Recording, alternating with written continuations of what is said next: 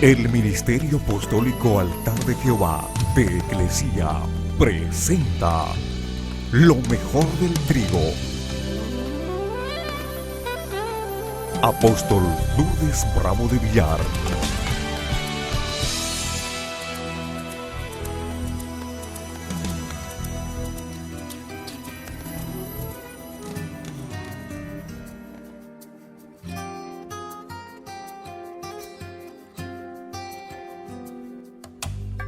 Vamos a ir al Evangelio de Juan, capítulo 19.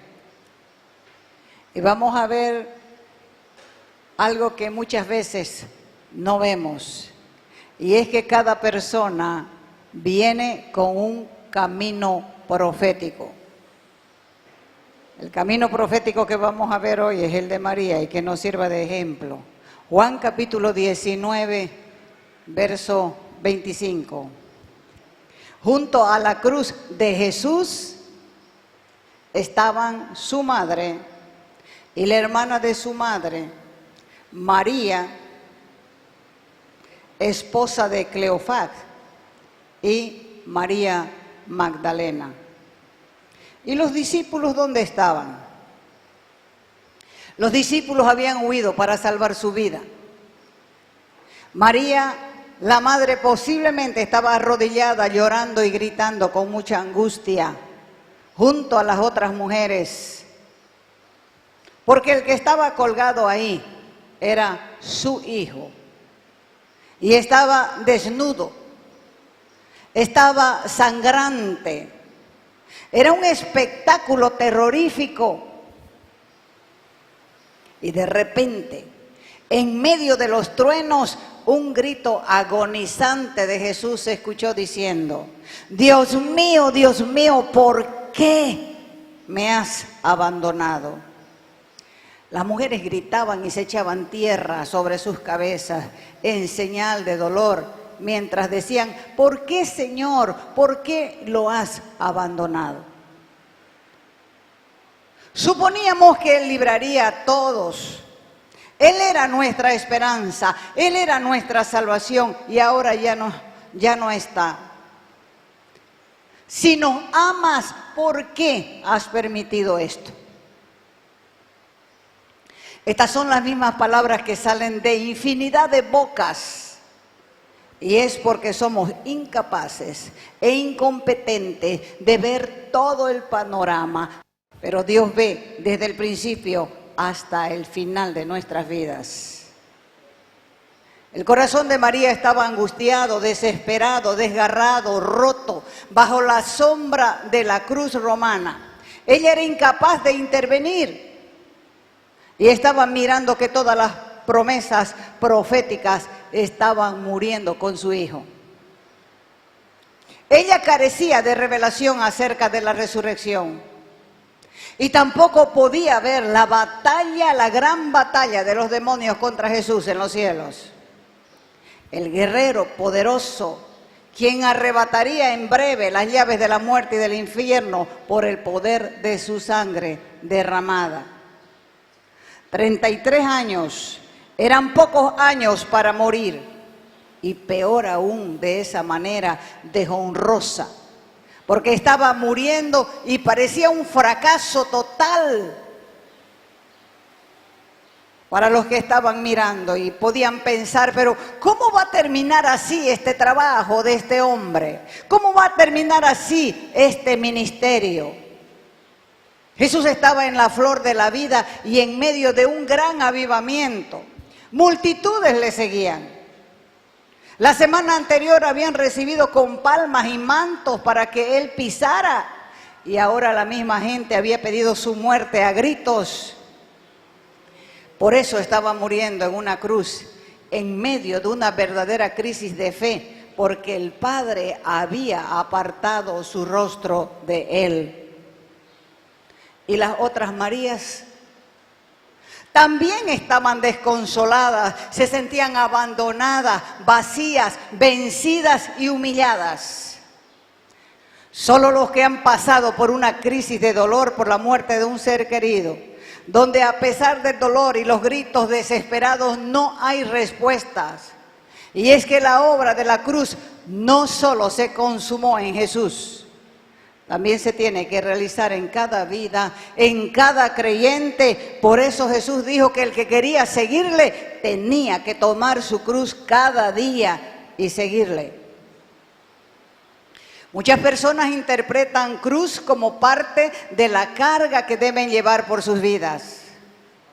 Una relación tensa, un trabajo ingrato, una enfermedad física, problemas matrimoniales, problemas económicos, y llevan con orgullo, con el orgullo de la autocompasión.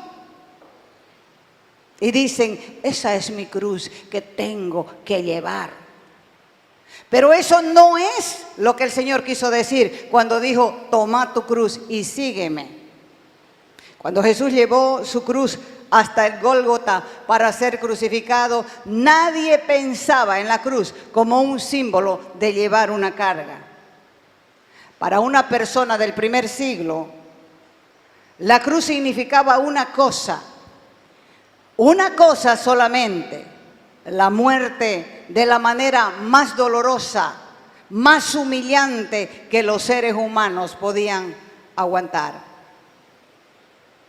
2000 años después, los cristianos ven la cruz como un símbolo preciado de la expiación, del perdón, de la gracia y del amor.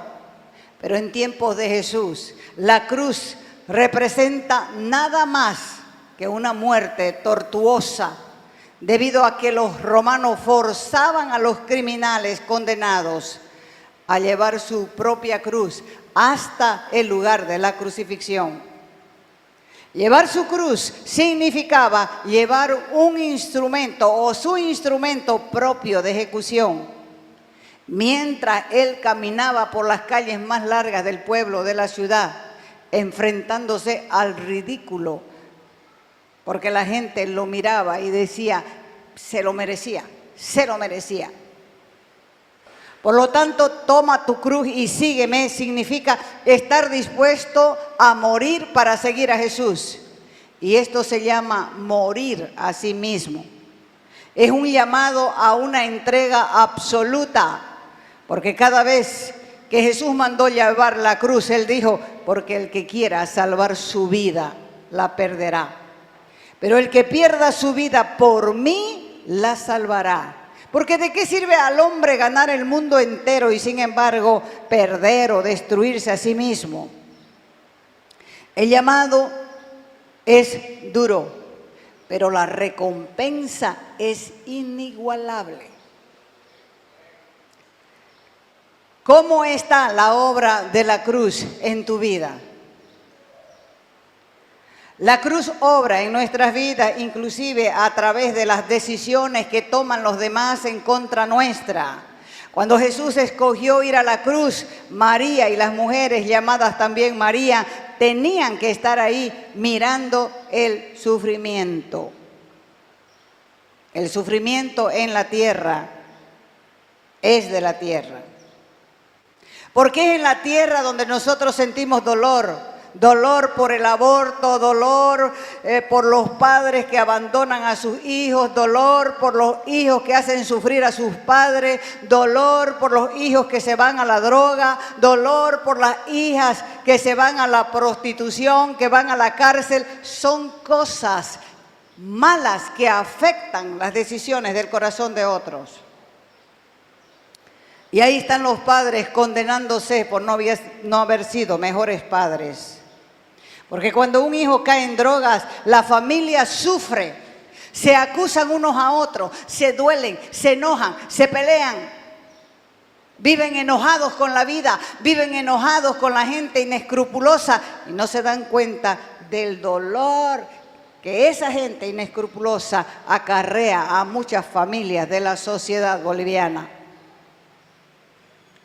Cuando el matrimonio se está derrumbando, esposos e hijos sufren las consecuencias de las malas decisiones de otros. Porque si bien los padres pueden conseguirse otra pareja, los hijos quedan abandonados, desamparados en la orfandad, tanto de los padres como de las madres. Y muchas veces esos niños quedan en manos de abuelitas que aunque tienen buena intención, no tienen la fuerza para educarlos con disciplina y temor de Dios. También pensamos que Dios tiene la obligación de rescatarnos de algún problema, cuando en realidad nosotros somos los que nos hemos metido en el problema. Y por eso Dios escribió en su palabra que todo lo que el hombre sembrare, eso cosechará. Pero a pesar de nuestra mala siembra, Dios usará eso mismo para llevarnos a la cruz, porque Él sabe que en la cruz todo muere. Muere el pecado, mueren las relaciones extramatrimoniales, mueren las amistades peligrosas y perjudiciales, mueren los propios planes, muere la reputación y también las finanzas. Y así como Jesús tuvo que estar desnudo en la cruz, también nosotros tenemos que exponernos a la vergüenza de desnudar nuestro corazón para que el Señor nos muestre lo malo y lo feo que tenemos dentro. Solo la perseverancia en el tiempo de fuego nos va a hacer salir como oro refinado. Cuando se toca a fondo y se llega a lo más bajo, se oye la atormentadora voz del enemigo que susurra: ya casi acabé con vos. No servís para nada. ¿Cómo es que eres hijo de Dios? Mira cómo Dios no te escucha. Mira cómo todo mundo habla para vos. ¿Dónde están tus hijos? Estás totalmente desamparado. Y la gente sigue hablando, y la gente sigue hablando, y la gente sigue hablando, y el diablo aplaudiendo, y el diablo gozándose. Pero lo que no sabe el diablo es que nos está conduciendo a la cruz de nuestro ego. Y de ahí nos vamos a levantar como oro refinado. Y nadie podrá levantar un dedo, porque como hemos pasado por el sufrimiento, Dios nos ha purificado.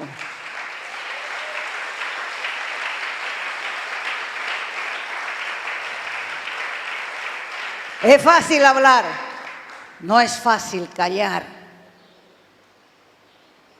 Por eso es que Santiago decía: sean tardos para hablar, aprendan a escuchar. Así que si has pasado por todo esto, quiero decirte que estás siendo desafiado a creer lo que no ves. Y eso es precisamente la fe, esperar lo que no ves. Pero en este interín Dios te está dando una porción más de fuego purificante para sacar de tu interior oro puro. Va a derramar también en ese tiempo más amor, más misericordia, para que las circunstancias no te desesperen, porque el reto es creer realmente en la bondad de Dios, y Él te dará lo mejor porque Él es bueno, y su intención no es aniquilarte, su intención es purificarte. Tener fe es aceptar la palabra de otro. En este caso, la persona que tiene fe está aceptando la palabra de otro, y ese otro es Dios. Cree, dice el Señor, porque al que cree todo le es posible. Todo le es posible. ¿Y por qué creemos en su palabra? Porque entendemos que el que lo dice es honesto. La Escritura dice: sea Dios veraz y todo hombre mentiroso. Así que el motivo básico de toda fe es la autoridad y el derecho de ser creído.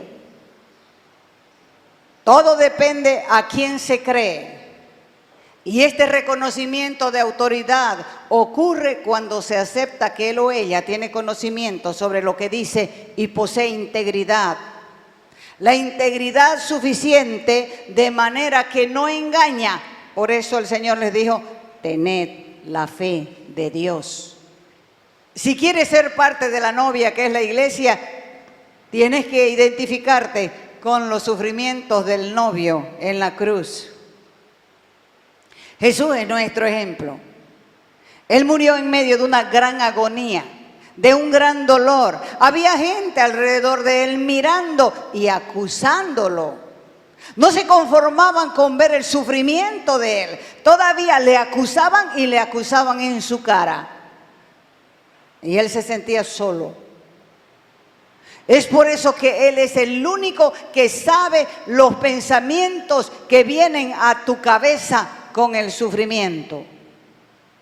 Porque el sufrimiento es el gran purificador, es curativo, es limpiador del alma. Desgraciadamente muchas de las personas acuden y atienden a Dios solamente cuando están desesperados. Cuando están bien, no les importa.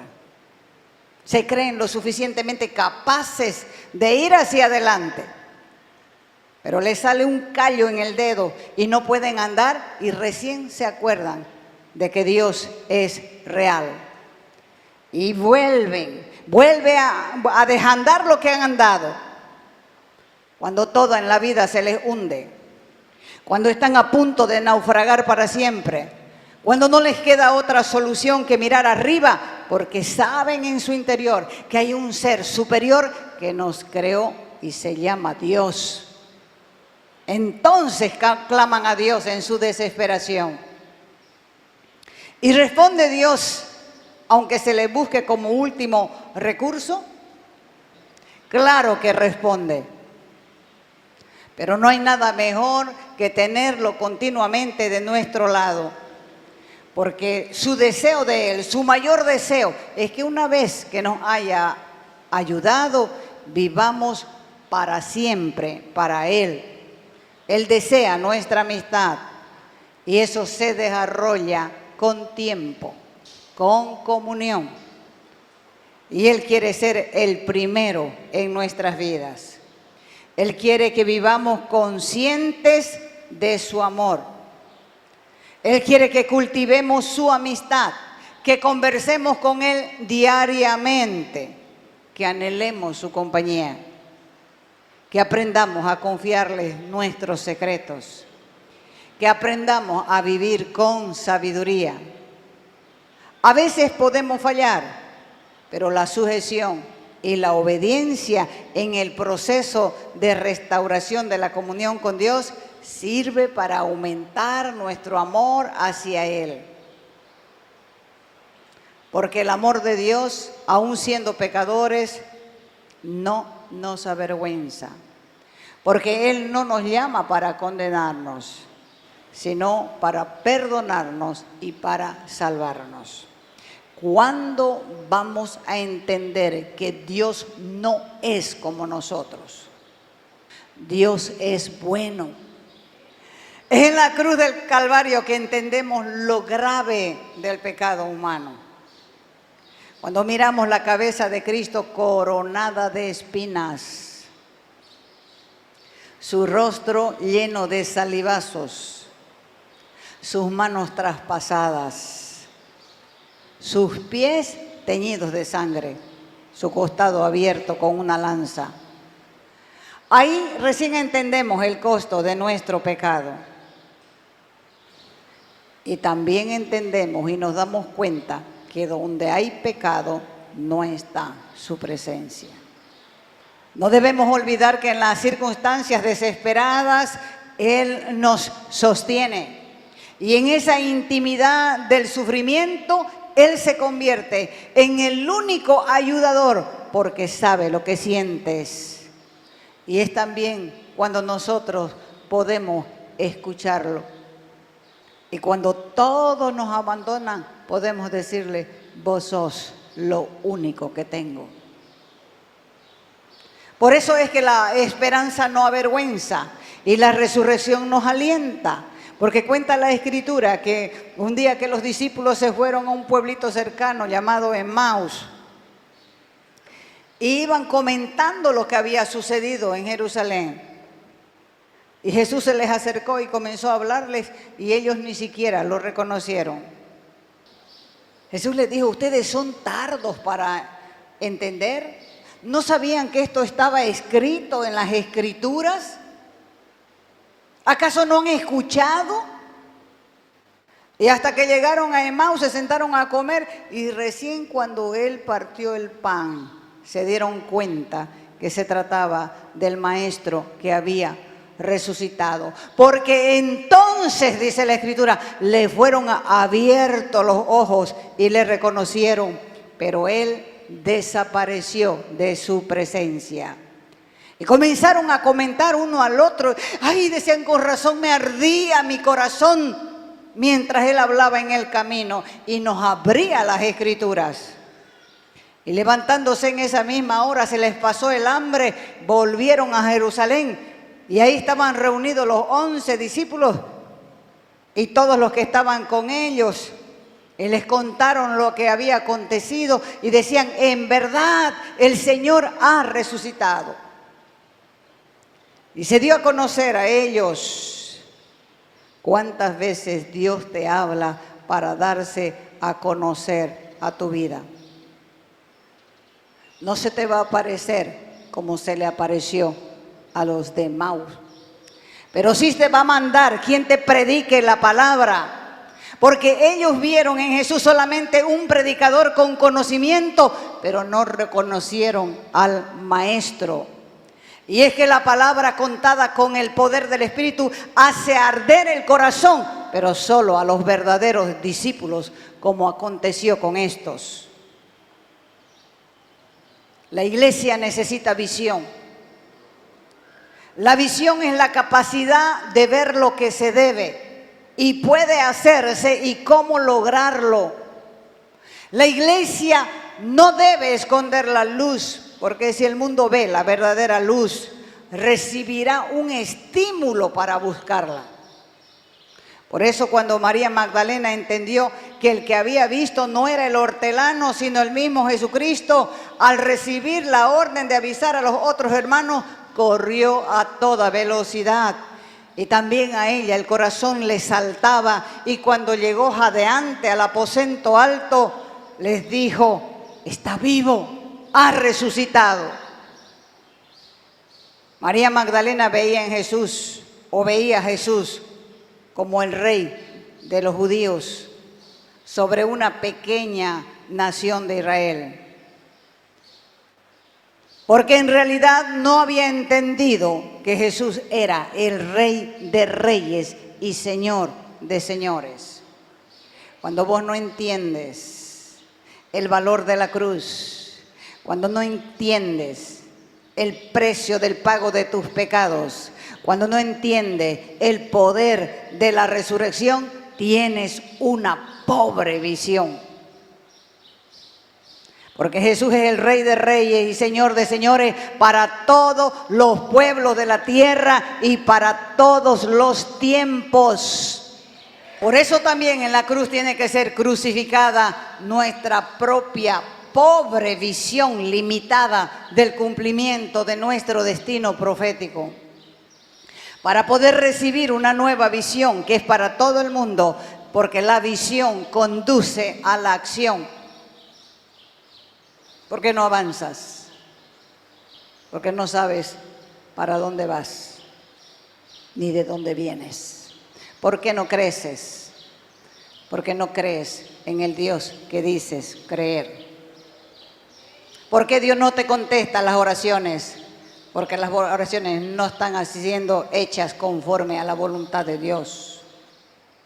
La fe es creer lo que nosotros no vemos. Y Dios es veraz y Dios es fiel para que nosotros podamos esperar lo que Él nos ha dicho en su palabra. Sería una tontería de mi parte predicar 30 años y no creer lo que dice la palabra. No les estoy enseñando nada nuevo, ni nada que yo no crea.